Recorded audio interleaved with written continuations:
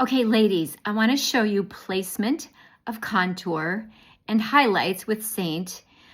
You can either use your finger to dab it on. I love to use my smudge brush. Or you can use the big 3D brush and just use the pointy end and dab it on. But here's the placement, okay? First, I've primed my face. I use primer. I use our Remon BB cream as my primer. I love it, okay? But common places, if you have a wide forehead, contour here. Contour to create a shadow right at your jaw, not jaw, this is your cheek, right at your cheekbone. Okay, if you're younger, you can do it under, but for us older women, we don't want to drag our face down. So contour here, okay? Contour right above the jaw to create a shadow here.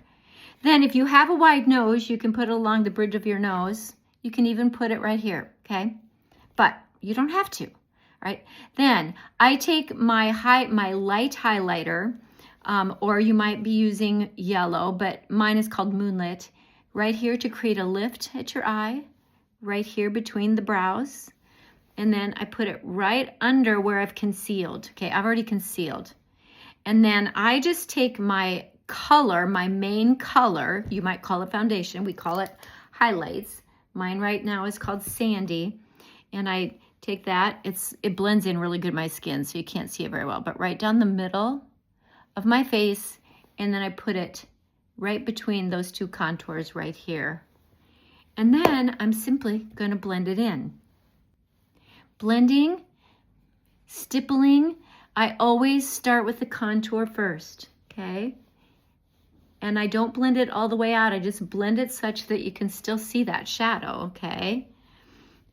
The reason I like to put it on my skin first is because this is a very stiff product. And so because it's stiff, by putting it on my face first, it kind of gets warm, especially in the winter. My office is a little chilly, so yeah, okay? Then I turn that brush over and I just kind of start blending it all together. There is no magic to this. You just smush it all together. And because you've got those different colors, that's why we call it 3D makeup. It blends so nicely. Okay.